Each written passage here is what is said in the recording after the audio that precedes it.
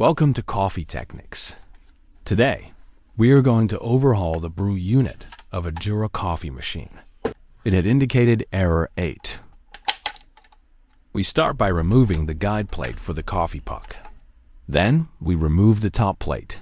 It's attached at the 4 corners, and we can gently pry it loose with an awl. Here, you can see the 4 tabs holding the side plate in place. At this point, it's still attached to the brew unit. Now, I start loosening the plate. 3 tabs are released, and with a small awl, I carefully free the last one. And here, you can clearly see all 4 tabs on the side plate. Here we see the guide plate. Underneath, we find the metal guide ring, which moves inside the guide plate. We remove that ring as well. Now we flip the brew unit over to do the same on the other side. We remove the other side plate. We start with 2 of the tabs. I use the awl to loosen the next one. I release the last tab with my finger and take off the second side plate. Then we remove the other guide plate and finally take off the second metal guide ring. Now we unscrew the gear and the piston comes out. You can give it a slight twist and it comes loose. There's an O-ring right there. Here's the spring with a rubber mushroom. Take off this O-ring. Now slide the drain valve down to remove it. There are 2 clips on this axle. They need to be removed, and that's easily done with a screwdriver, as you can see. But be careful, they don't pop off. Now we can remove the axle, and that is sometimes difficult, but this one come out with ease. Now that the axle is removed, we can loosen and remove the brewing chamber and the bottom piston. Oh dear, a guide ring to remove the lower piston. We have to push the coffee chamber down, and then the lower piston will pop out. Take off the O-ring from the lower piston. Now we are going to slide out the coffee brew chamber, like this. Look, there is the last guide ring. Let's take it out. Now we remove the last part from the frame. That is the guided part. That moves the piston up and down, and the chamber left and right. And we can start by removing all the O-rings. We are going to replace them all. Some O-rings have become hard and break easily, as you can see. We now unscrew the shower plate from the upper piston, and the brew unit is now almost completely disassembled and ready to have a bath. I have prepared a nice hot bath for the parts at 55 degrees Celsius. The bath is an ultrasonic cleaner. All part will be inside for a good cleaning.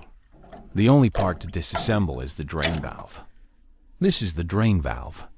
And to take it apart, we first have to loosen 2 locking pins.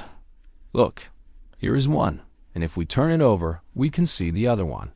Now we can pull it out. That was easy. And now the other one. But be careful. A pen like that can easily slip away, as you can see. Now we push this axle inward. And for this, we can use a small flathead screwdriver to pry the valve out. As you can see, it's easy. It just takes a bit of prying. If it is no longer stuck, then we can lift the valve out. Now, only the valve's water outlet is attached to the frame, which also connects to the bottom piston during coffee making, and we can now pull that out as well. This is the frame of the valve, and there is some dirt here. We removed the coarse dirt. Now, we will remove the O-rings from the valve's water outlet. And this O-ring is an O-ring for dynamic use. As you can see, this O-ring has become hard and it breaks easily. Now we're going to take the rest of the valve apart so we can clean everything and replace all the rubbers. Now let's take the water inlet off the valve. And underneath, there is a small O-ring that we take out. Also, the O-ring from the water outlet of the valve. As you can see, these O-rings are hard and break easily. We pull out this axle together with the spring, and we can pull off the side. That is the overpressure exhaust. And there we see a lip ring. This also comes out. On the other side, where the axle was, we can also pull out the side. There's also a lip ring there, but it's a bit deeper. We can remove it with a hook. We are going to clean everything and put all the little parts in this container for the bath. It goes in this small container because otherwise we wouldn't be able to get it out of the bath. Now we can lower the container with all the small parts into the bath. Even this part will come out looking like new. You can see how dirty it is now. Now that the entire Jura coffee brewing unit is in the ultrasonic bath, we can turn on the machine. And if you look closely, you will see the dirt coming off the parts. I turned off the sound of the recording because the sound of the ultrasonic bath is not pleasant to the ears.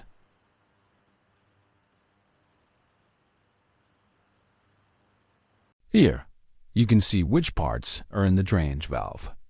If you like this video, it would help me if you click the like button.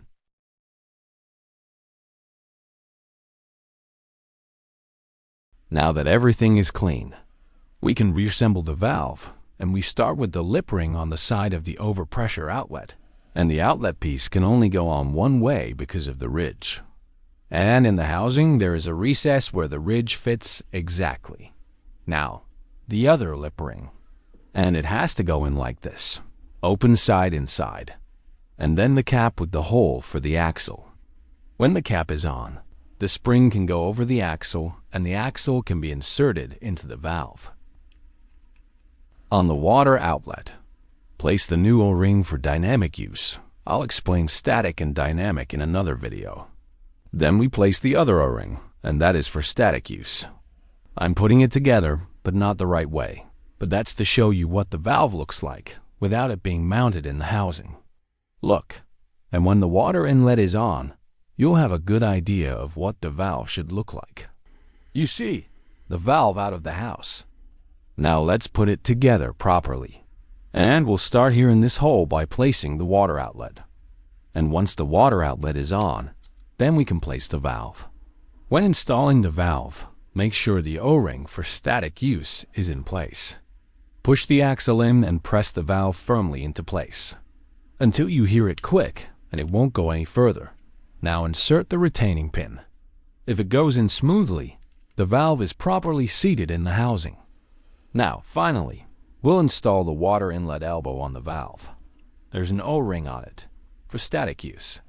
If it fits correctly, the same thing happens here with the retaining pin. If it goes in smoothly, the elbow is properly secured. Now that this is together, we are going to assemble the rest of the group. Let's start with the top piston and the shower plate. We will screw the shower plate back onto the piston. Everything is nice and clean now after the bath. Then, we place the O-ring on the piston and lubricate the ring with a thin layer of grease. Immediately afterward, we do the same with the lower piston. Except for the shower plate. We place the O-ring on the piston and lubricate the ring with a thin layer of grease. The guide rails on the frame of the brewing unit. We also grease them with a thin layer of grease on both sides to ensure smooth movement of the guide rings. We also grease the threads of the adjustment gear so that the gear can also move smoothly up and down. You also grease the coffee chamber a little so that the pistons slide through it smoothly. Now just grease the two guide plates with a thin layer of grease. This can all fit together like this, but we now need to be careful that we attach everything correctly. Look here below, there is a small recess, and that is for the bottom piston. So the piston should go in like this. Look, there's a small recess here, and as you know, this can go on in two ways, but there's only one right way. So what's the right way, and what should you pay attention to? Look, this part that accompanies the coffee chamber and the two pistons needs to be properly installed in the frame again.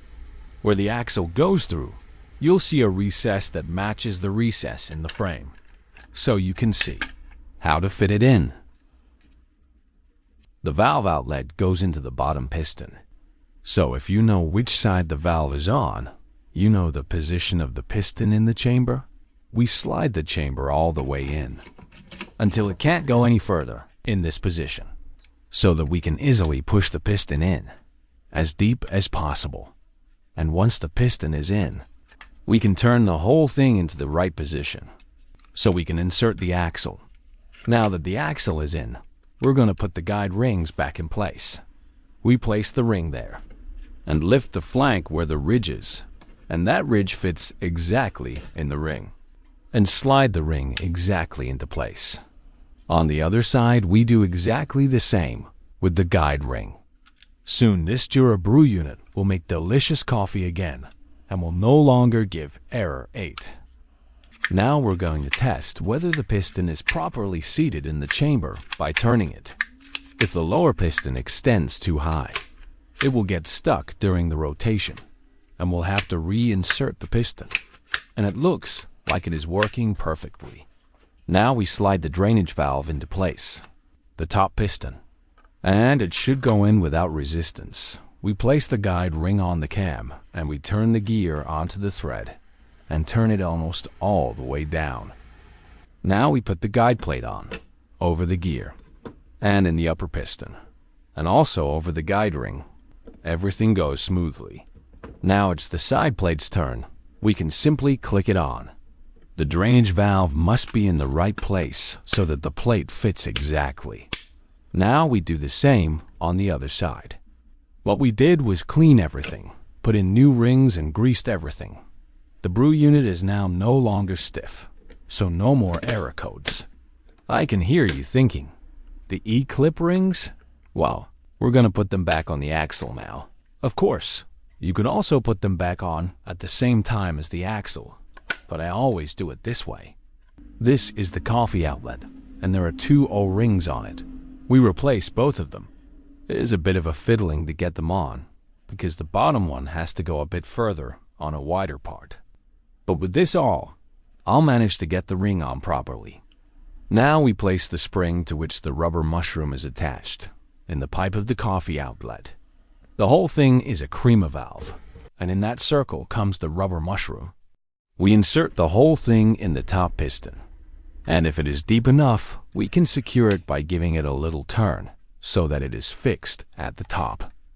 Turn the top plate into the right position and click it onto the top of the brewing unit. The brewing unit moves up and down smoothly.